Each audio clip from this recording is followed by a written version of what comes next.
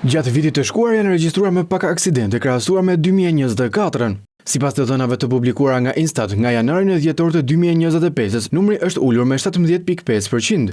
Në 12 muaj u shkaktuan 1375 aksidente me 1913 të vdekur dhe të plagosur, ndërsa në vitin 2024 kishte 1666 ngjarje rrugore me 2255 qytetarë të vdekur dhe të plagosur. Instituti i Statistikave në publikimin e përmuajshëm evidenton të dhëna edhe për dhjetorin e shkuar. Sipas Instat, gjatë 31 ditëve ndodhen 130 aksidente rrugore me 176 persona të vrarë dhe të plagosur, nga 149 që kanë qenë në dhjetorin e 2024-s me 192 të plagosur dhe të vdekur.